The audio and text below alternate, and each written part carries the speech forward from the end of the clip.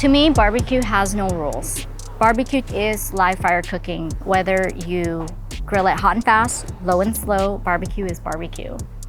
We are an Asian-inspired American barbecue restaurant. I would not like to be known as a fusion restaurant. When I hear fusion, I think of something contemporary, high-end, pretentious, fine dining. Barbecue was created by the poor, for the poor, because of the low and slow cooking method. We have the chashu, which is low and slow. Brisket, ribs, low and slow. It looks like an American barbecue platter, but when they put it in their mouths, they will taste the difference. It's kind of like gateway food to the Asian cuisine. I'm not the poster child of American barbecue, as you can see.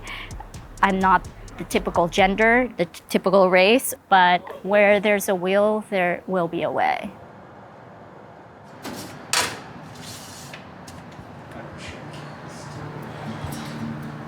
You always want to leave a layer of ash that acts like a tertiary insulator after your actual insulation.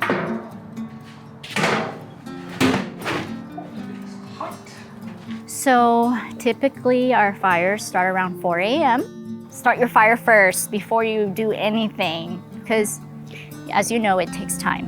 It takes about half an hour for the fire to catch on and the smoker to be up to temp.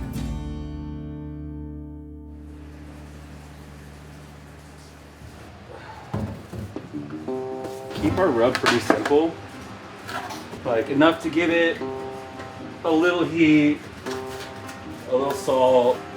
AP is AP, all purpose. It's gotta be very generic. So our AP rub is just basically salt, garlic salt, pepper, and paprika. Other than the pork bellies where we use our 8-spice Chinese powder. The backwards walk. Is this something you've noticed at other places too? Yeah, on the ramps for sure, man. But every pit cook I know has a story of how they almost lost a whole speed rack of meat. Yeah. And it's like the worst case scenario. Yeah. Pork belly cooks weird. And if you don't have it like fully like flat all the way across, it'll curl up. You'll get these weird sections where it's 3/4 to an inch thick to like 3 inches thick, just because of the way the muscle is. It's gotta all be part of the homogeneous whole. Seasoning is so important when it comes to barbecuing large pieces of meat like this, because this is our chance to dress it up. The only time we get to put flavor is with the rub and the sauce after. We don't inject, we don't brine. We skipped using the binder because our rub is fairly fine, so it doesn't normally need that like extra help to stick really. I've always loved Food Network. Even as a kid, I would always come home from school and like have a snack and watch Food Network. And I never thought I would be on Food Network doing barbecue. I was on Barbecue Brawl season 3. You have like 9 contestants and you have a challenge, and after every challenge, somebody gets eliminated. My only goal was not to be eliminated first. I cannot let them know that I just learned how to cook barbecue on YouTube, that I'm a phony. And lo and behold, I don't know how, but I ended up in the finale. But I didn't win, but I just really blossom. I used to care about what other people think, and now it's like, well, I just do me, you do you. Need hot water to clean my table. I made sure that I had a hose out here that had hot water and that all of my drains were connected to the grease trap. The best idea I've ever had in my life.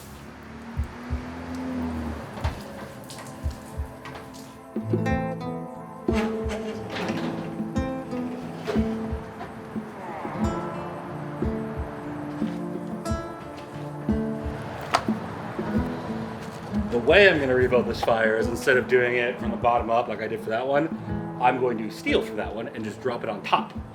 So the smaller splits will catch and burn down into the base.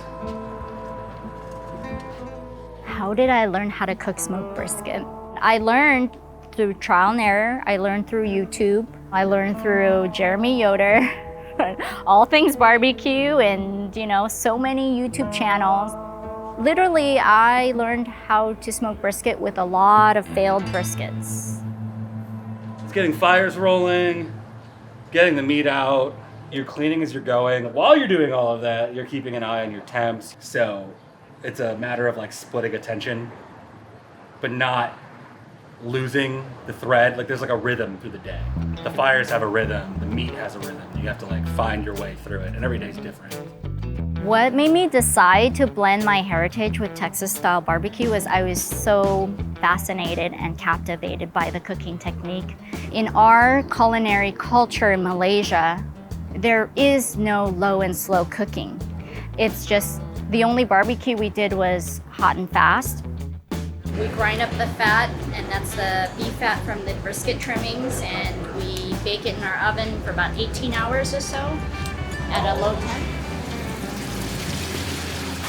My upbringing did prepare me for running this business. Smoking and barbecuing is only 20% of running a barbecue restaurant. So the rest is all discipline, logistics, SOPs. I am Chinese by heritage, third generation Malaysian. I came here when I was about 6 years old. I had to go work with my parents in their gift shop when I was very, very young. You would see this 9-year-old behind the register after school every day in the summertime. So all of that has primed me to run a business.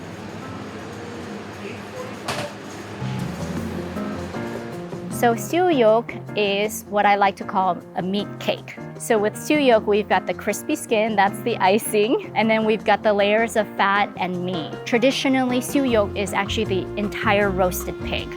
And so when you order, depending on where they're at in the pig, that's the part of the pig that you would get. And so yeah, the shoulder is inconsistent with the belly and so forth. So that's why I decided to make my own stew yolk with just the pork belly. We'll put them down for 20 minutes. After those 20 minutes, we'll bring them out and start putting them for later, and we'll put them down another 40 minutes. Start getting crispy. I knew that I need to lean on my heritage and just be authentic to myself and my customers. I'm not 100% Asian. I'm not 100% American. I'm just Asian American. But I'm not diluted because 我会讲中文, right? But I can also assimilate really well in American culture. The thin Smith has some really good Vietnamese coffee. Which one? Thin Smith. Oh yeah. Smoke Queen BBQ is located in the middle of Garden Grove, which is the heart of Orange County. We are very, very diverse, predominantly in Vietnamese food and culture. I feel like you get the best coffees in Garden Grove.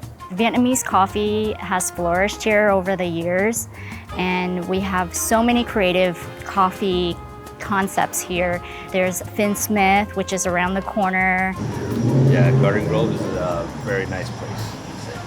Well, it's pretty much very mixed, say, like a mix of Asian, mix of like everyone. So it's a good, lot of culture, I'd say. You can explore different cultures, food everywhere. We have Little Saigon nearby, so there's a lot of Vietnamese American, a lot of Chinese American, a lot of Latinos as well. So these matchas are actually imported from Japan. Yeah. So Garden Grove, it's very chill, very laid back, not pretentious at all, and very approachable. So what are you doing here?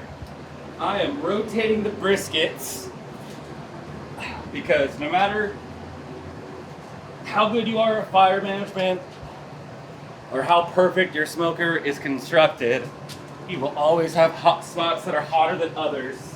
So I'll rotate 2 more times. That gives me, everyone gets 1 turn all the way around.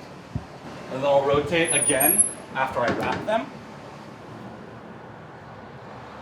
You can feel it here at Smoke Queen, that spirit of adventure.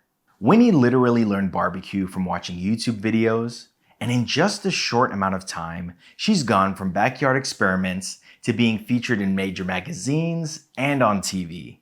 That mindset to explore something new and go all in is exactly what Huckberry is all about.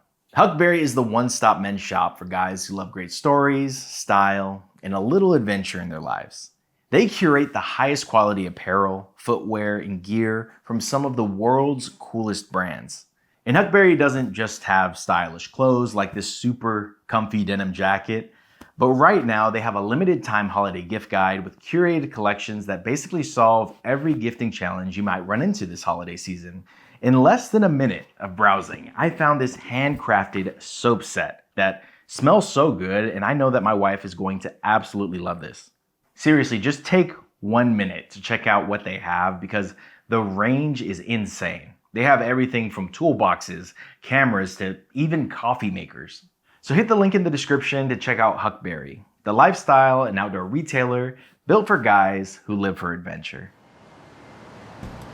So I've been in the food service industry for 16 years. I went to culinary school after college, after working my corporate job. Fast forward a couple of years, my brother and I stumbled upon an opportunity to open fast food restaurants, and by 2009 we had 3 franchise quick service restaurants. I also own another franchise we actually opened in the pandemic before we opened Smoke Queen. It's a chicken and waffles concept. I think running a successful barbecue business comes from tenacity, experience, and also having the right staff to support you. I think I'm very, very, very blessed to be in this situation. I have so much favor from God to be here, to be thriving.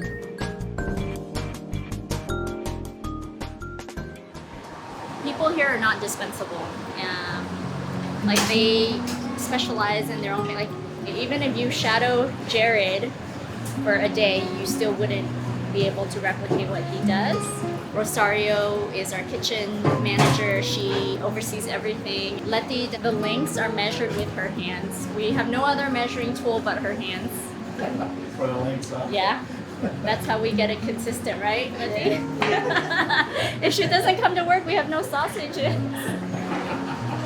My barbecue business kind of started accidentally. I was a working mom running multiple franchises. I had almost 50 employees. My business had nothing to do with barbecue, nothing at all. And then the pandemic hit. We had to shut down indefinitely. I had all the employees come in, gave them their checks. Here's some food, take what you want from the walk-in. There's nothing else I could do. I understand that their livelihood depends on me. It's my job to make sure that they have a job tomorrow. And in that instance, I knew that I had failed them.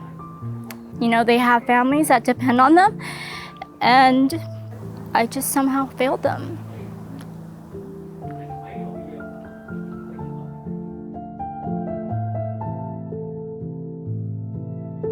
I had built my businesses since 2005. Throughout my college years, took all the money that I made, put it into the business.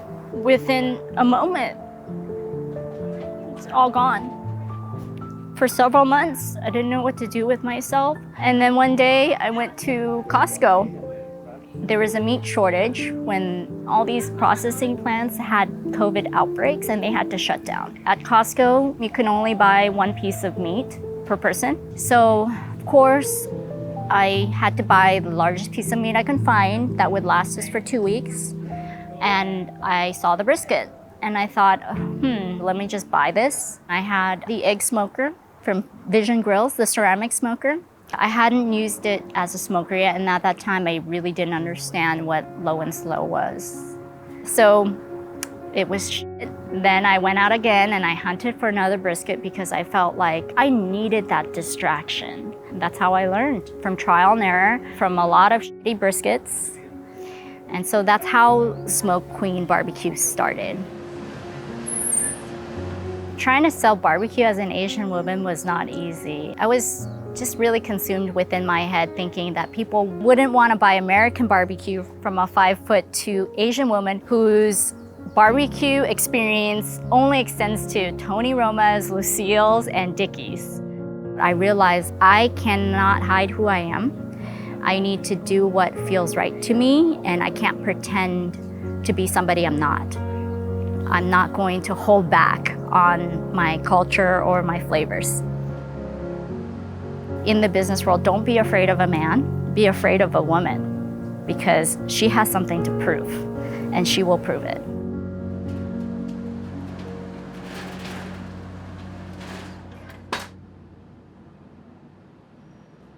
Smoke Queen BBQ is located in Cottage Industries. So Cottage Industries is a cluster of residential homes that have been converted from resident to mixed use. My landlord worked with the city for many, many years. She spent way more than her budget to build this place. And she's basically brought this dream alive because she has passion, not because she looked at the bottom line. The exterior of this building still looks like a home because we've respected the architectural integrity of this. And when you walk inside, it's kind of a quick service deli, and it just feels like you're just coming over to my backyard for some barbecue.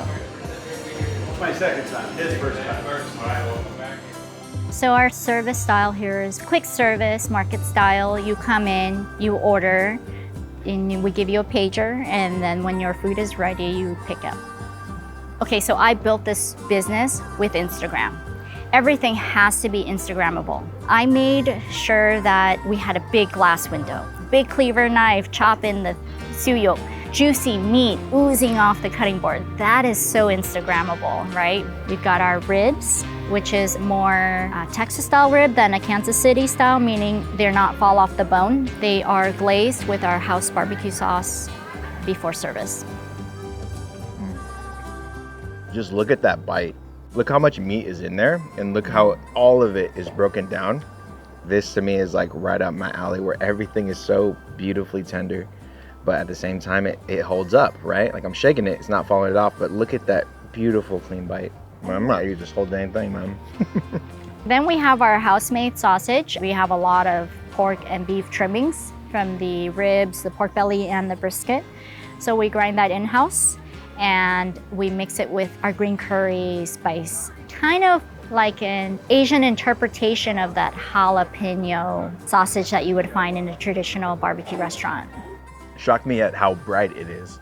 Usually when I get a sausage, it's like greasy and fatty and usually cheesy. What is that flavor I'm getting? Cilantro root, a coriander, basil. Basil. We put fresh basil in there. It's the freshness of the basil is really making it like pop. And then the spiciness of it, it's perfect because of, once again, it cuts that fat. This is such a well-balanced sausage. Oh my gosh. Thank you. Flavors are outstanding in this. We have our pit madam. It's got our pork belly, brisket, and pulled pork in there. And sausage. We recently added sausage in there too, yes. So this right here is absolutely the best value you're going to get here. This is like the cheat code, because literally I was hit with every flavor that I was just gushing about all at once in a handheld sandwich. Come here, get a lunch, grab the Pit Madam. Not the Pitmaster. Not the Pitmaster, the Pit Madam. Wow. Then we have our pork belly char siu, which is pork belly rubbed with our 8-spice Chinese powder. When we serve it, we glaze it with our honey char siu sauce. You're gonna get that oomph of umami in that one.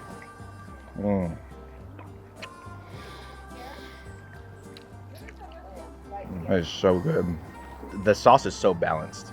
Like it does have that umami, but cradled with like such a nice sweetness. And then, you know, of course, the fatty pork belly, you know, the star of the show. It's such a great sauce to complement it because of how punchy that sauce is, and then how fatty and rich the pork belly is. Such a perfect marriage. We've got Cantonese style pork belly suyok.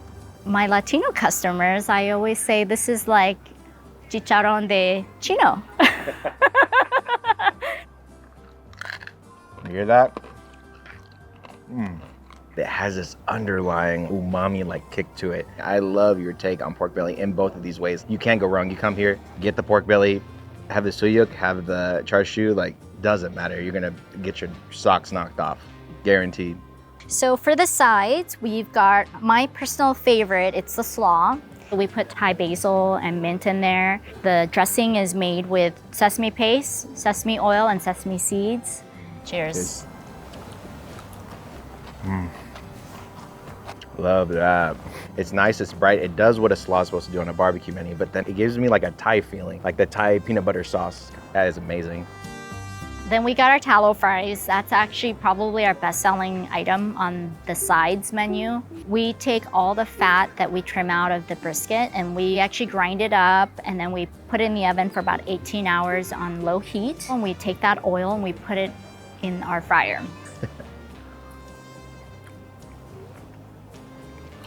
Oh my goodness, that is so good. Literally gave me like a nostalgic bite. Like, why am I getting McDonald's from this? McDonald's used to cook with tallow a long time ago. Really? That's what I That heard. is crazy. Oh my gosh, these are so good. And then lastly, we have our ube cheesecake, which is actually a sweet potato that's purple. We've added a little bit of coconut milk to accentuate that flavor profile. It's got a very floral flavor, and it's so delicious. Oh man, that is so good. That is ridiculous. The cherry on top to a fantastic tray. The flavors are so thoughtful, they're so delicious, they're so true to the culture that you're representing. And on top of that, the barbecue is done very well at the same time. So this is amazing, Winnie. Thank you for having me. Thank you. Appreciate it. It's a pleasure. That first experience, based on that, they will come back again or they won't. We only get one chance to wow them. I think that is the hard part, but nothing easy is worth doing.